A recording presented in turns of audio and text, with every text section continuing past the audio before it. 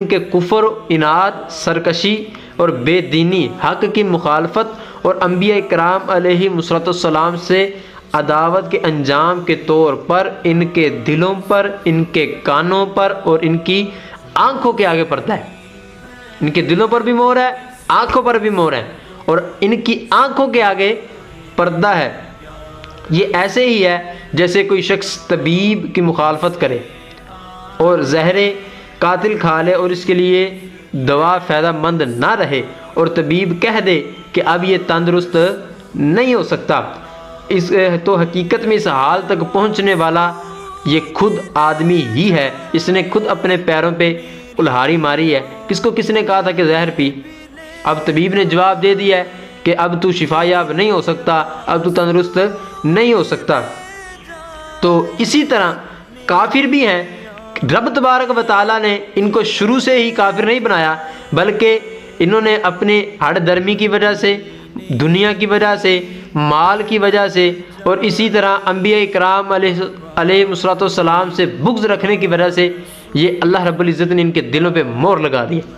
اب یہ نہ حق کو سن سکتے ہیں، نہ سمجھ سکتے ہیں، اور نہ ہی حق کو دیکھ سکتے ہیں۔ اور اسی طرح کہتے ہیں لہذا وہ خود اس کا ملامت کا جو مستحق ہے وہ بندہ خود ہے، اور طبیب پر کوئی اعتراض نہیں ہے۔ ایسے ہی رب تبارک و تعالیٰ کی ذات ہے۔ اب وہ رب تبارک و تعالیٰ پہ اعتراض نہیں کر سکتے کہ رب نے تو ہمیں شروع سے ہی جناب والا کافر پیدا کیا، اب ہمارا اس میں کیا گناہ ہے؟ نہیں، بلکہ رب نے ان کو فطرت پہ پیدا کیا، مسلمان پیدا کیا، بعد میں انہوں نے خود اپنے کفر میں، اناد میں، سرکشی میں آگے بڑھ گئے، جس کی وجہ سے اللہ رب العزت نے ان کے دلوں پر، ان کے کانوں پر مہر لگا دی ہے۔ اب یہ نہ حق سن سکتے ہیں، نہ سمجھ سکتے ہیں، اور ان کی آنکھوں کے آگے پردہ ہے، نہ وہ دیکھ سکتے ہیں۔ اب بندہ کہے کہ یار یہ تو چل پھر بھی رہے ہیں، ہماری باتیں بھی سنتے ہیں، اگر یہ دیکھتے نا تو پھر یہ چلتے کیسے؟ اگر یہ سنتے نا تو پھر جو بات چیت ہوتی ہے وہ کیسے سن لیتے ہیں؟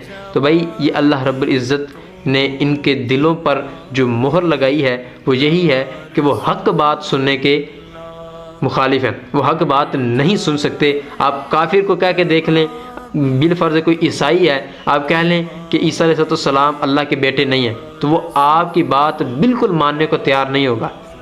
کیوں؟ کیونکہ وہ حق بات ماننے کو قبول نہیں ہے۔ تو اللہ پاک سے دعا کرتے ہیں کہ مولا آج کی جو ہم تفسیر میں سیکھا کہ حق بات کو قبول کرنا چاہیے، اور ہمیں حق بات قبول کرنے کی توفیق عطا فرمائے، آمین، بجاہ النبی الامین، وصلی اللہ تعالی علی خیر خلقہ محمد و صحابہ۔